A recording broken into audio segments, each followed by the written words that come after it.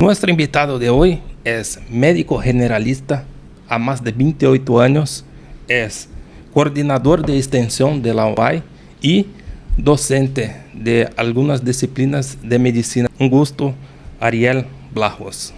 Un gusto también, Gabriel.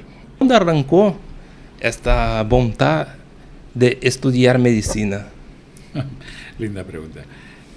A ver, en teoría arrancó mediados de entre los 9 y los 10 años. Ah, fue chiquito entonces. Sí, porque una historia familiar hizo que uno se empiece a encontrar con la muerte muy rápido, de familiares muy queridos, y básicamente no encontraba respuestas dentro de las cosas que me explicaban, que me convencieran de por qué la gente se moría.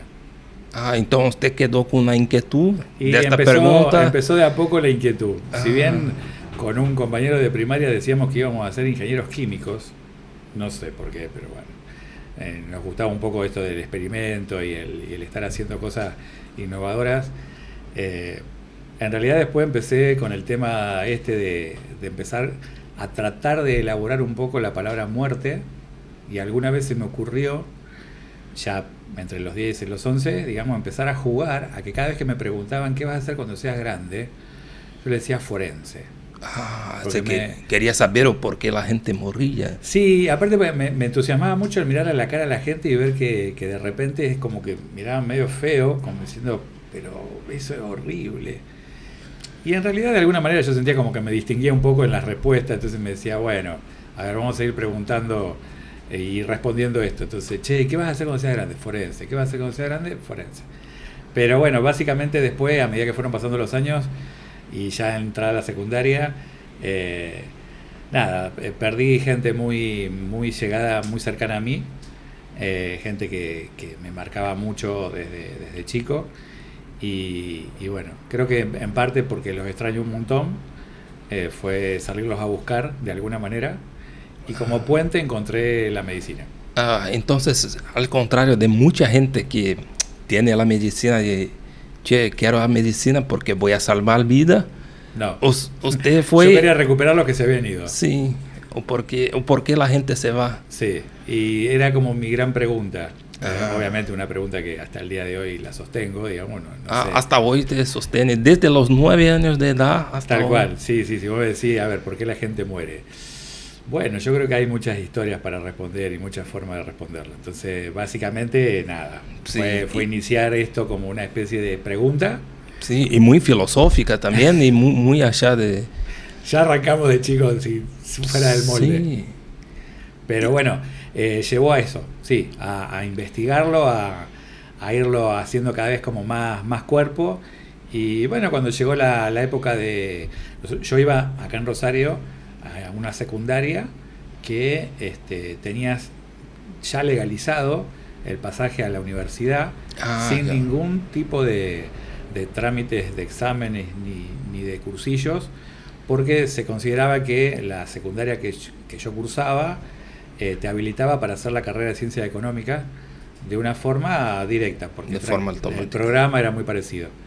Y bueno, algunos no nos fuimos para Ciencias Económicas, básicamente, 4 nos fuimos para otro lado, 3 nos fuimos a Medicina, 1 se fue a Periodismo, y bueno, dentro de esos 3 yo me fui a la UNR y empecé en el 90. Entonces estudiaste acá en la UNR en 1990. Hasta el 96. Y ahí arrancó. ¿Y cómo fue su experiencia como alumno en la carrera? La verdad que como alumno fue muy difícil, porque es una carrera que por momentos, por lo menos en ese momento, siempre hago como entre paréntesis, teniendo en cuenta esa realidad argentina, el modelo era muy enciclopédico, muy memorístico, jerarquizaba mucho la capacidad de cada uno de nosotros de memorizar mucha información y carecía mucho de práctica. Entonces muchas veces nosotros estábamos en esta disyuntiva de una gran carga teórica y a la vez cómo eso se proyectaba en la realidad no lo sabíamos.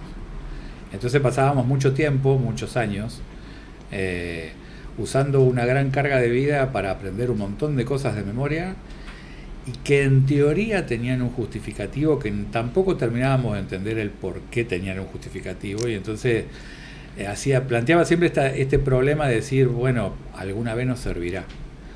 Entonces, era la cantidad de memoria. Sí.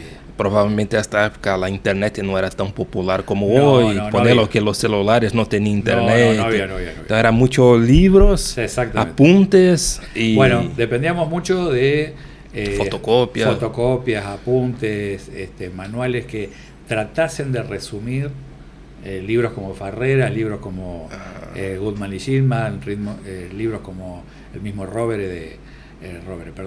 Rubier de anatomía. Sí, entonces, bueno, que son mucho descriptivos. Claro. Y aparte porque, a ver, uno viene de un modelo secundario muy acotado, muy cortito, que hace muy poca impronta en cuanto a esta técnica de memorizar grandes cantidades de información. Entonces uno se encontraba también con una disyuntiva de encontrar un mundo totalmente distinto. No era parecido a, era otra cosa. Entonces, a ver, yo siempre cuento mi primer examen de anatomía, que fue miembros en el Rubier, es un tomo. Sí. Y son no menos de 350 hojas.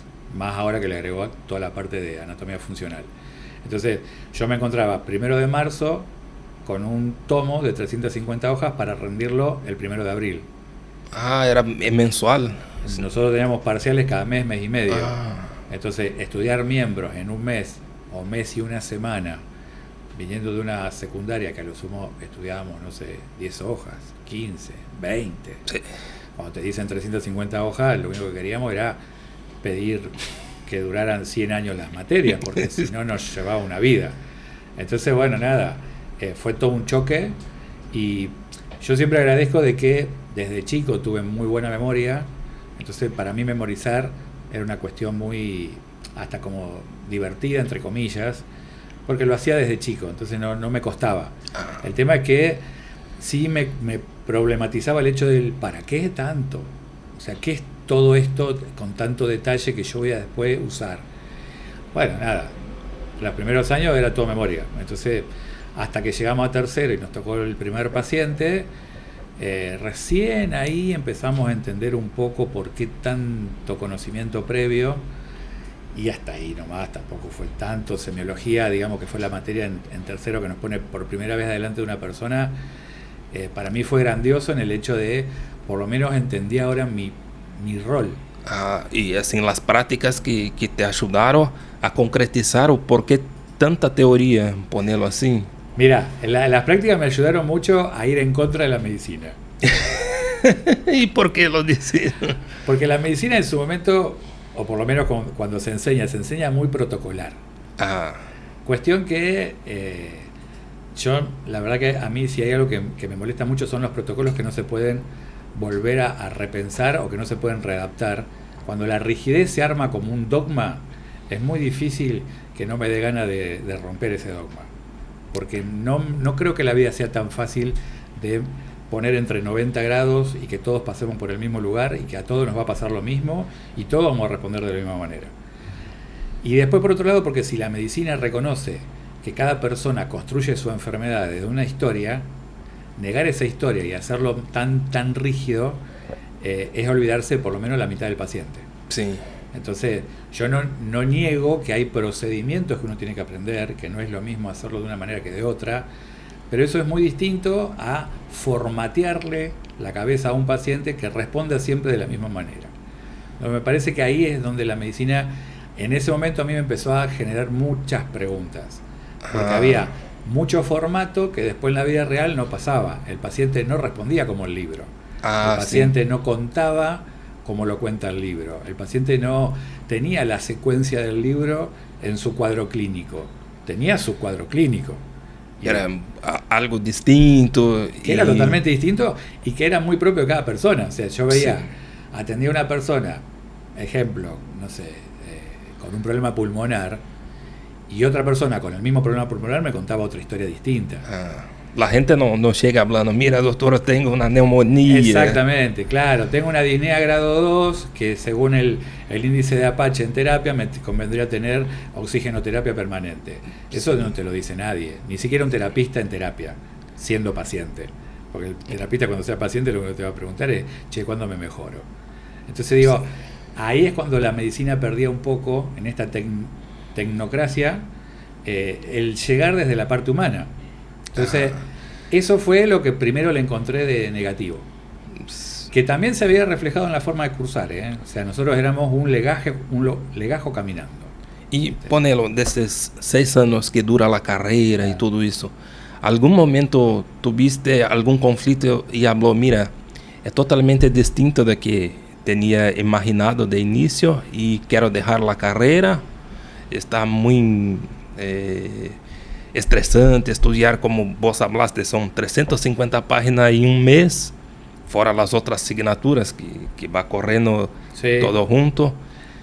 Mira, si te tengo que hacer así como una cosa cortita y general, te diría que en contra de la carrera no estuve nunca, en contra de toda la carrera, es decir, dejo. ¿Sí?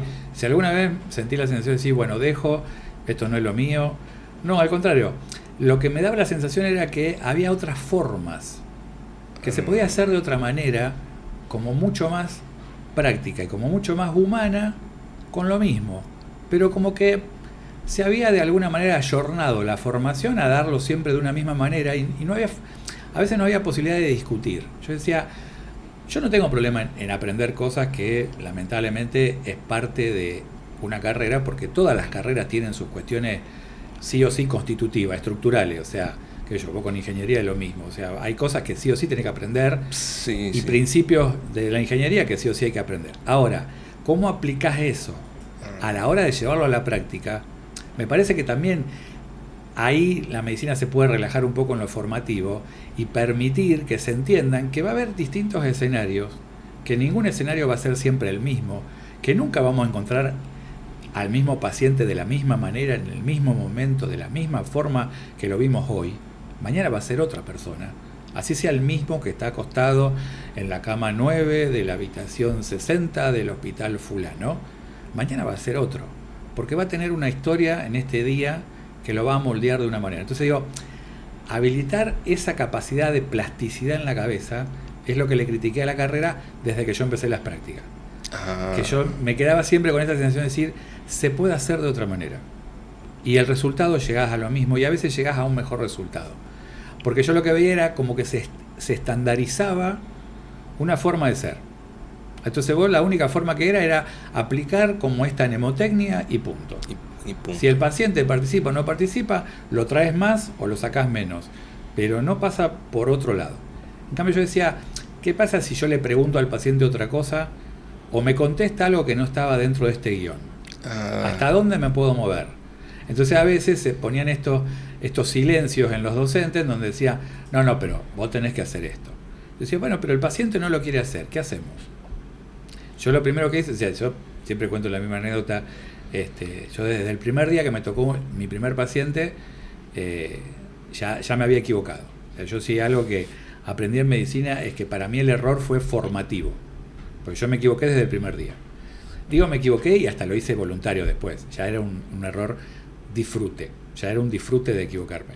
Más que nada para ir en contra de los docentes que eran como muy formados, muy rígidos, pero era esto, por ejemplo, no nos podemos sentar en la camilla del paciente. ¿Sí? Bueno, eso está como una máxima desde hace un montón de tiempo, porque en algún momento la medicina, ¿qué pasaba? Se sentó muchas veces al lado del paciente. En la historia de la medicina se vivió sentando al lado del paciente. Hay que tener ese contacto humano, claro, para pero confundió esto que vos contás. Confundió el contacto humano con un foco infeccioso. Cuando se ponen de moda las enfermedades infecciosas, el sentarse al lado del paciente era estar cerca.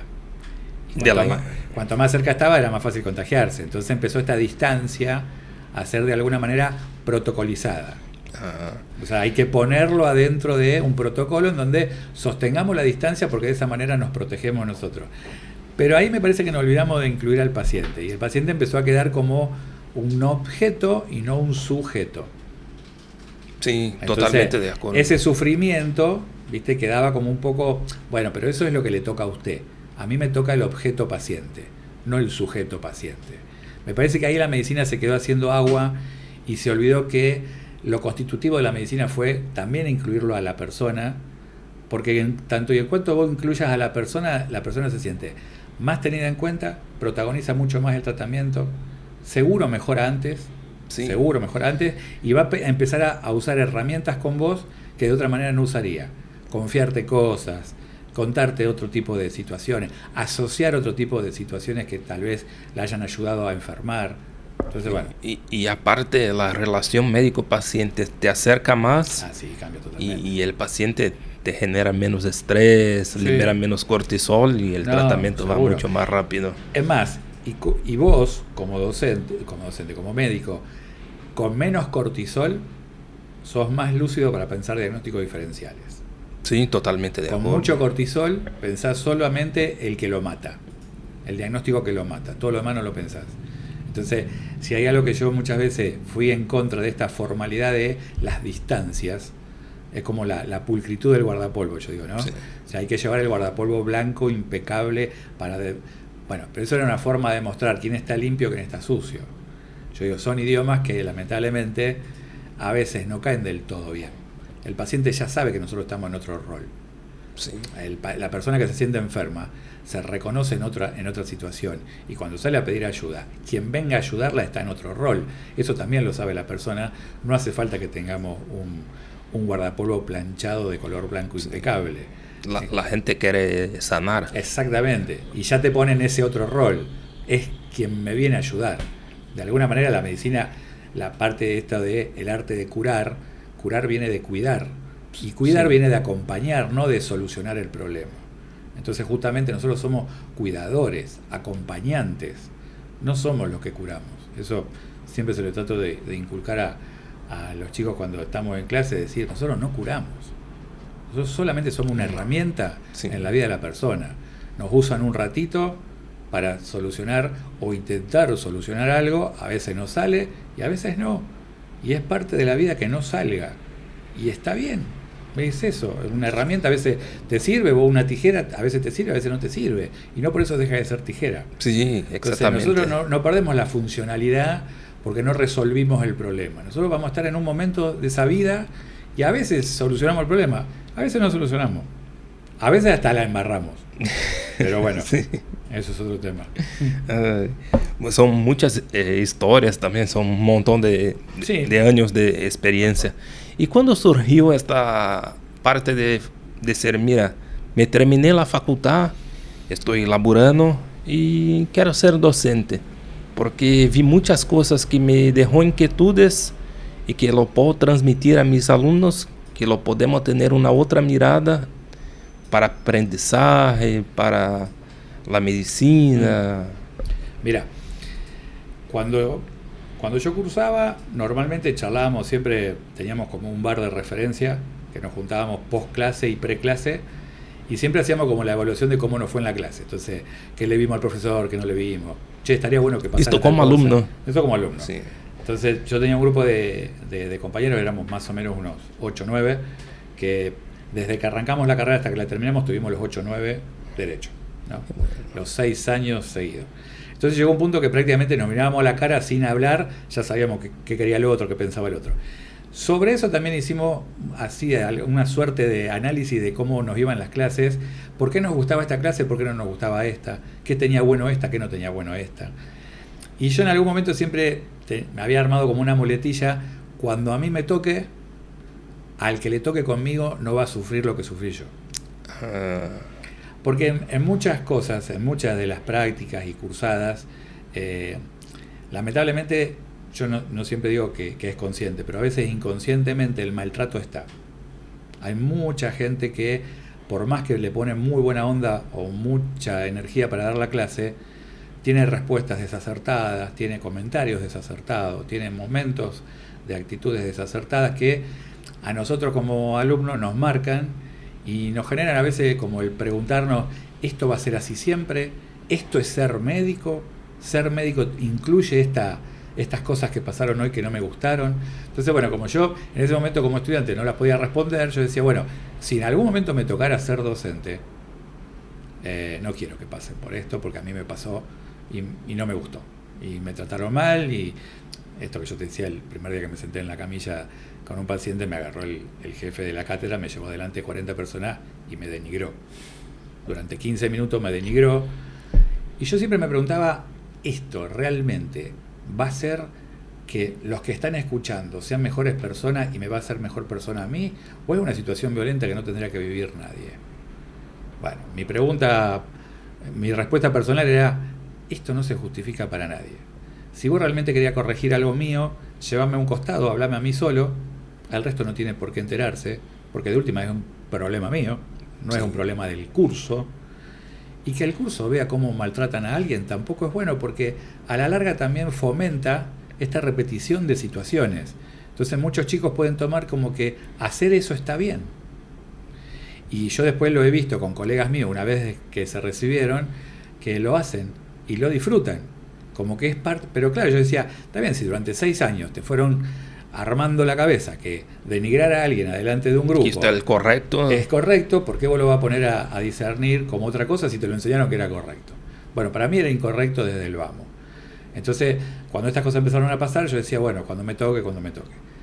Durante la formación mía de especialista de medicina general, tuve, por el rol que nosotros tenemos dentro de un centro de salud de primer nivel, montones de veces que ir con mis tutores a participar de talleres con la gente en el barrio, que se armaban así, nada, qué sé yo, pasábamos un día por un comedor, che, estaría bueno que ahora que se viene el Día de la Madre armamos algo con la salud de la mujer. Con cosas temáticas. Con algún tema que a la gente le preocupaba, ¿viste? Entonces, bueno, yo acompañaba a mis tutores y de paso iba viendo a ver cómo se armaba un taller, cómo se llevan los tiempos, cómo era hablar con la gente, qué preguntaba la gente, que no preguntaba lo mismo que preguntaba un estudiante, que no preguntaba como preguntan los libros. Entonces decía, bueno, ¿cómo te armás de eso? Pero a la vez también yo lo veía con mi historia personal propia, que cuando yo llegaba a mi barrio y quería contar cómo me había ido en medicina en esa semana, y era difícil traducírselo a mis amigos, porque mis amigos, el que no estaba estudiando ciencia económica estaba en abogacía, el que no estaba en abogacía estaba, no sé, estudiando educación física. Y yo que le voy a andar explicando cómo es el signo de Murphy o el punto de la vesícula para poder palparla, no me entendían un pepino. Entonces yo decía, bueno, a ver, ¿cómo les contaría yo lo que vi esta semana, pero en un nivel que sea fácil? Un lenguaje popular. Claro, así. como yo llamaba, ¿cómo lo traduzco? Sí. Bueno. Dejamos de canto el vocabulario médico para Claro. hablar con la gente. Y que sea llevadero, que el otro lo pueda tomar y que entienda la idea que yo le quería decir. Bueno, de alguna manera yo me fui, entrenando durante la carrera cómo traducir. Yo siempre cuento también de esta anécdota. Mi abuela nunca fue a la escuela. No. Pero para mi vida fue la mejor abuela que tuve por lejos. Porque una persona que era totalmente analfabeta, cada tarde que yo volvía de la facultad se sentaba a acompañarme mientras yo merendaba o almorzaba y me preguntaba, ¿qué dieron, che? ¿Cómo te fue hoy? Entonces yo tenía que hacer el esfuerzo, entre comillas, más allá del disfrute que estaba con mi abuela, de cómo le traducía yo a alguien que es analfabeto lo que yo había visto dentro de la facultad, que era recontra técnico, o sea, y súper aburrido, por otra parte, porque a veces son muy aburridos. Bueno, entonces era un ejercicio, como se lo cuento a mi abuela, algo que me acababan de dar en semiología. Entonces, viste, cuando a vos te pasa tal cosa, bueno, hoy dimos eso, porque viste que cuando a vos te duele acá el hombro, te puede agarrar un tirón, y yo tenía que ponerle palabras más del vocabulario de ella, porque de lo contrario no me iba a entender un pepino. Sí. Bueno, eso me fue dando como cierta soltura en decir, che, se puede traducir. Y yo lo que veía era que cuando yo se lo traducía a mi abuela se ponía contenta, porque ahora sabía algo de lo que su nieto que está estudiando medicina también sabe. Entonces yo decía, mirá qué piola, que a veces con poquitas cosas, la persona que no tenía esa herramienta, ahora conoce por qué la tiene que tener. Cuando yo empiezo la especialidad, lo primero que se me ocurre es, digo, hay que explicarle a la gente la medicina, de tal manera que la gente use medicina sin que nos necesite a nosotros. Porque en la medida que la gente tiene sus propias herramientas, las empoderamos mucho más en salud. Y no la hacemos dependiente de alguien. La hacemos más independiente.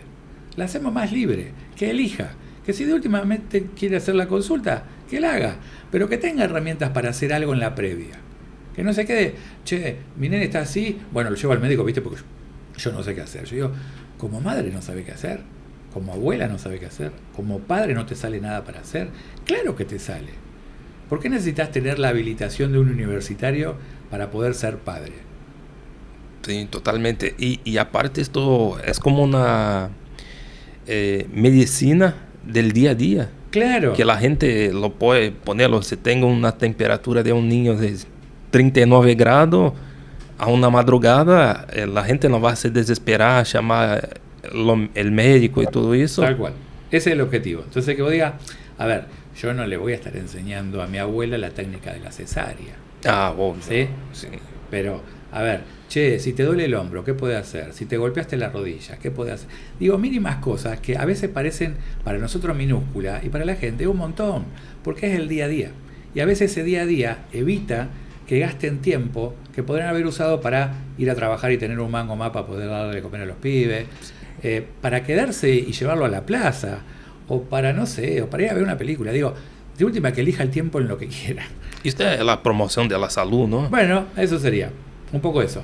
Entonces, cuando yo termino la residencia, ya había dado montones de talleres con la gente, y la verdad que yo siempre dije, yo no sé dar clases, yo soy tallerista. O sea, si vos me decís cómo pienso yo a veces las clases, te podría decir que no las pienso nunca. Llego y miro. Y según lo que vea en el ambiente, es para dónde va a salir esa clase. Claro que tengo un guión. Tengo el tema, sí. Más o menos, después de tantos años, uno tiene más o menos un guión formado de cada tema. Pero si voy a hablar exactamente de todo eso o no, dependerá cómo pasa, cómo va el grupo. Porque a mí me ha pasado muchas veces armarme un guión y llegar a un club, a un comedor infantil, a un taller literario, qué sé yo, de gente que lo viene usando hace un tiempo, y encontrás un grupo de gente que a lo mejor vos arrancaste 2 minutos y al tercer minuto ya están preguntando, o gente que te escucha hablar 1 hora y media y no te pregunta nada. Y vos te tenés que armar para los dos grupos, porque el que te está interrumpiendo a cada rato, a lo mejor te arma una charla totalmente distinta, y el que no te pregunta nada, a lo mejor o no te está entendiendo, o en realidad pensó que venía a una charla de tal cosa y al final vos terminaste contando cosas que tanto no le interesan. Entonces, bueno, está esperando por respeto a que vos termine y se para y se va y ya está. Entonces, ¿cómo vos incluís al otro? ¿Cómo manejás ese timing con la gente?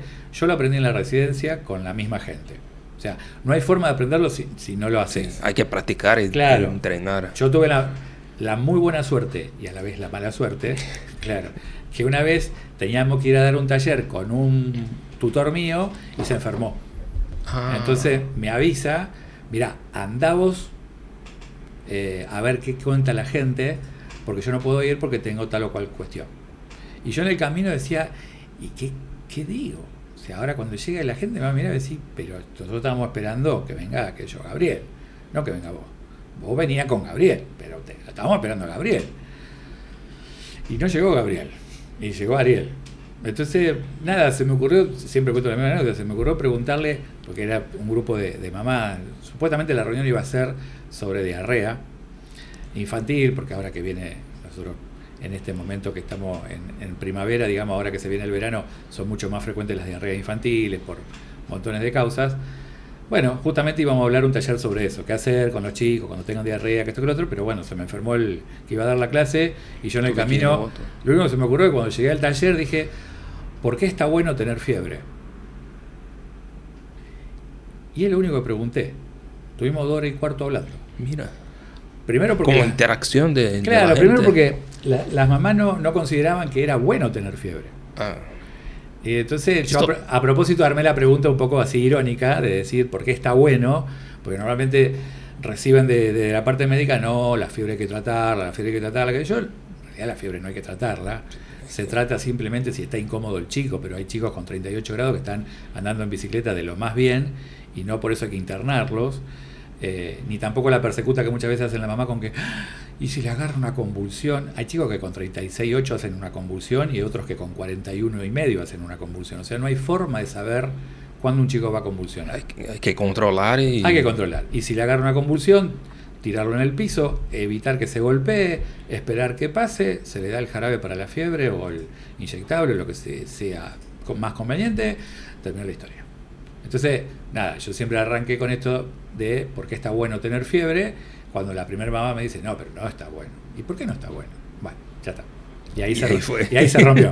Ahí se rompió el hielo. Entonces, vos se considera un tallerista y no un docente. Un docente. No. Y no sé si nos puede hablar un poco de esta parte que es responsable de la coordinación, de extensión de la UAI, cuáles son los proyectos que están en marcha, que ya hicieron.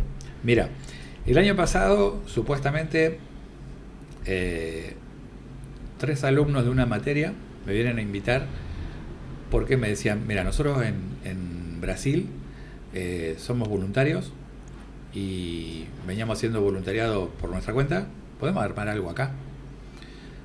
Sí, le digo, no hay problema. Yo en ese momento lo tomé más como un fin de clase de lunes a la mañana, como quien viene y te propone algo, decís, sí, no pasa nada, no va a pasar nada. Bueno, esa tarde éramos 10, esa noche éramos 20, al día siguiente éramos 50 y después se armó el voluntariado con 150 alumnos. Que en un principio la intención fue, bueno, juntémonos para proponer hacer actividades académicas que no necesiten de tanta complejidad, pero que le sirva al alumno, que principalmente lo absorba el alumno. No, a lo mejor no íbamos a hacer el gran descubrimiento o el gran taller de investigación, pero sí que puedan participar, por ejemplo, en hacer un taller sobre tamizaje de cáncer de colon. Porque justo se daba la casualidad, digamos, de que la UAI estaba firmando un convenio con el Ministerio de Salud, en donde había unos test para hacer en sangre, en materia fecal, que eran muy prácticos, que se podía hacer en la casa, que no necesitaban de ninguna tecnología, más que el paciente, su muestra, tomar un poquito de la muestra, ponerlo en un frasquito y se terminó la historia, devolverlo al día siguiente y nosotros con eso lo poníamos en una tira reactiva y nos decía positivo o negativo para ¿hay sangre? No hay sangre. Si da sangre positiva, lo mandamos a estudiar para ver si tiene o no posibilidad de tener un cáncer. Si da sangre negativa, hasta el año que viene no se hace nada. Y con eso evitar la colonoscopía, por ejemplo. ¿Sí? Bueno, esto en algún momento, cuando lo proponen desde UAI, lo proponen para hacer con chicos de 6º año. En ese momento me ponen a cargo de la coordinación de la extensión, pero de la carrera de medicina acá en Rosario. Tuvimos muchos problemas para poder conseguir alumnos, entonces yo propongo, le digo, bueno, permítanme a mí usar a los chicos de 2º año, ofrecerles a ver si se quieren sumar, que estoy dándoles clase a los chicos de 2º, seguro que los de 2º se suman. Nada, los de 2º dijeron sí antes que yo abriera la boca. Digo, tengo un proyecto, sí. Bueno, entonces a la semana siguiente éramos 22 chicos en la calle con un docente, en mi caso, que tuvieron una capacitación de unos 40 minutos previo a salir a la calle con la gente del ministerio, que les explicó, mira, tienen que decirle esto a la gente, se va a tomar esta muestra, la tienen que tomar de esta manera, traerla de esta manera, rotularla de esta manera, nosotros la vamos a esperar, hacemos esto, fin de la historia. Bueno, un poco la idea fue justamente eso, capacitarlo así muy rápidamente, salimos a la calle con los chicos y conseguimos unas 50 muestras. De esas 50 muestras, que a la semana siguiente tenían que traer el resultado para que nosotros lo hiciéramos, tenían que tener la muestra, para que pudiéramos dar el resultado, no vinieron las 50, vinieron 40. Siempre normalmente hay una tasa de pérdida en cualquier grupo de investigación y bueno, se dio que en esas 40 personas, ¿sí?, el 30% nos dio positivo. Y es una cifra que la pudimos comparar con las estadísticas que tiene Argentina. Y Argentina maneja una positividad para sangre oculta de materia fecal del 33%. Y a nosotros nos había dado un 38,7%, una cosa así. O sea, estábamos en rango. Para lo cual, los chicos, por un lado, estaban contentos de haber hecho algo que realmente tenía una función de promoción y prevención en salud para la gente, y a la vez aprender un poco, bueno, cómo se hace un test de screening, cuánto lleva a convencer a una persona para que se lo quiera hacer, cómo se da una información, qué te pregunta la persona que vos no venías calculando. Hubo gente que preguntó a los chicos, che, ¿y esto lo puedo hacer con un primo, lo puedo hacer con un vecino? Si yo comí tal cosa, ¿puedo tomar la muestra de materia fecal igual o tengo alguna dieta que seguir? Chicos que por ahí venían y decían, profe, me preguntó esto, pero yo no sé qué decirle. Bueno, mira, tranquilo, decirle esto, tranquilo. Sí, y muchos alumnos, ponerlo de 2º año, que el primer contacto que tiene con la gente, totalmente, como hablaste, esta experiencia está muy bueno. Sí, pero aparte después. no se hace frecuentemente el que vos hables con la persona en vida en la calle, porque esto encima era no una persona que se viene a atender, sino una persona que estaba caminando por la calle y que vos Sí, hay vas que a abordar ofrecerle, sí. hola, ¿qué tal? Usted es mayor de 50 años, bueno, ¿quiere que le hablemos sobre una técnica que estamos haciendo, un test y qué sé yo? Bueno, llevaba un tiempito, pero imagínate que Hay que convencer a la gente. tuvimos 50 personas que nos dijeron que sí. Entonces, o sea, tuvimos también la recepción de la gente en que los chicos que fueron eligiendo a quién entrevistar, ¿viste? También tuvieron esa suerte de decir, bueno, fueron aceptados. Y bueno, claro, cuando terminamos ese día con 50 muestras repartidas, esperando que nos vinieran a traer al día siguiente los resultados, la verdad que estábamos todos contentos porque no pensábamos que íbamos a tener tanto impacto en la gente. Y que aparte lo estaba haciendo segundo año, que a veces estas cosas se dejan para los de quinto o los de sexto. Entonces uno decía, yo, en esto que te contaba al principio, desde que arranqué la carrera de medicina, dije, las cosas se tienen que mover de otra manera y hay que buscarle la vuelta porque de otra manera se pueden hacer y sirven igual. Yo decía, ves, los de segundo también pueden salir a hacer entrevistas a la calle, porque es la parte humana de la medicina. Y con pequeñas cantidades de cosas técnicas aprendidas, vos podías ir a hablar con alguien y ofrecerle una prueba que realmente si le daba positivo, bueno, lo ponía en una situación a la persona, ahora le tenés que dar bolilla, y si le da negativo, se queda tranquilo hasta el año que viene. Sí. No es poca cosa. Y aparte ponerlo, se da positivo y la gente tiene un diagnóstico temprano. Tal cual. Le das la chance que se enfermedad. cure. Sí. O sea, le das un 90% de tasa de curación. Entonces, todo ese impacto, los chicos también lo pudieron tomar y lo retrabajamos después que lo hicimos la actividad, en el hecho de cuánto servía y cuánto de importante son estas tecnologías blandas. Esto que yo muchas veces le insisto a los chicos, hay que aprender a hablar, porque lo que más nos cuesta es hablar. Porque a la hora de poder transmitir esta información, que la persona lo tome para su propia vida, le hacía un cambio terrible. Si le daba positivo se tenía que ocupar, y si le daba negativo ya está, hasta el año que viene no se tiene que ocupar. Entonces hay muchas cosas que desde lo técnico formativo no alcanza, porque hay que hacer toda esta parte de tecnología blanda de cómo se conversa, cómo se le pide permiso a alguien, cómo se lo empieza a hablar y se le traduce de una manera que la persona lo entienda, no con un tecnicismo muy rígido, porque la persona no va a saber de qué le estás hablando. Entonces, en ese sentido, es importante adquirir las dos cosas. Yo siempre digo, si nos quedamos como muy pegados con lo técnico, pero no le ponemos esta parte humana, sí. Hay que saber el ambiente que estar y utilizar si no el vocabulario claro, en cada uno. Porque a veces es un desperdicio. Yo tengo reconozco en muchos alumnos la capacidad que tienen de hablar. Es terrible, es genial, buenísima, pero son muy técnicos. Entonces yo le digo, si esto hay que llevarlo a una plaza, a un comedor escolar, a un jardín de infantes o a una primaria, pensá que no podés hablar así, porque un chico de 11 años no te va a entender, un chico de a lo mejor 14 tampoco. Entonces, ¿cómo lo traducís para que reconozca la importancia de la misma manera que lo reconoce vos? Y eso es todo un trabajo que lamentablemente muchas veces en la carrera no se nos entrena, y que a la hora de tener que salir uno dice, bueno, aprobé. Sí, pero para mí el aprobar desde lo técnico es re sencillo. Es simplemente sentarse a memorizar. Memoria. Nada más. Ahora, cuando yo te digo, razoname esto y traducímelo para que yo se lo pueda contar a mi abuela, para que lo entienda exactamente como vos me lo contás, pero que me lo repita mi abuela. Ahí te va a llevar todo un reempezar y modularlo de una manera totalmente distinta, porque vas a tener que usar mucha otra terminología, que vas a tener que empezar a encontrar sinónimos, antónimos, cosas que no se te hubiesen ocurrido. ¿Cómo le explicás a alguien que en vez de una enterorragia tiene una caca con sangre? Y le tenés que decir caca con sangre, porque la mayoría de enterorragia no lo entiende. Entonces, no digo esto de banalizar, ¿no? Sí. Esto es todo lo contrario, porque banalizar es tomar para cualquier lado, digamos, los conceptos, sino al contrario, es decir, darle al concepto la misma significancia en los diferentes entornos, porque si no, pretendemos que todo el mundo sepa medicina, Sí, y obvio. es al revés, medicina estudiamos muy poca gente. Entonces, justamente los que no estudian medicina es la gran mayoría de la gente, para lo cual nuestro mayor esfuerzo sería traducirlo, que es lo mismo que yo te contaba con el tema de mi carrera. Cuando yo cursaba la carrera, yo decía, a quien le toque estar conmigo, voy a tratar de que no sufra lo que sufrí yo, y eso incluye a los pacientes, necesariamente incluye hoy a los alumnos. ¿Por qué? Porque me dieron clases muy feas. Me dieron charlas muy malas. Y no pongo en jaque lo que sabe esa persona. Digo, para transmitir no sirve. Yo he tenido eminencias dándome clases que son horribles. ¿Por qué? Porque no les entendí lo que me dijeron.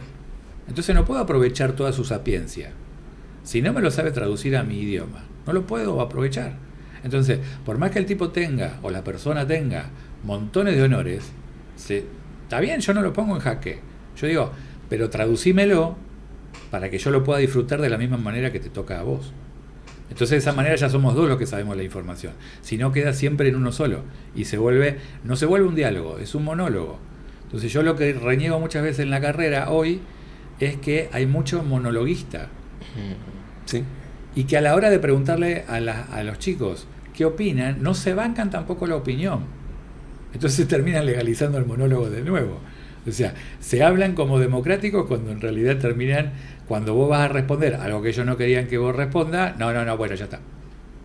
Bueno, eso no es un diálogo, es un monólogo. Sí, sí. Entonces, para mí, lo que me formó, por eso yo muchas veces le digo a los chicos, yo no soy, si me preguntan si yo soy docente, no me considero docente. No, tampoco me considero que me tengan que hacer caso. Yo a la mayoría de los chicos que han pasado por mi salón, yo digo, busquen el subtítulo abajo, váyanlo a buscar ustedes, no me crean nada.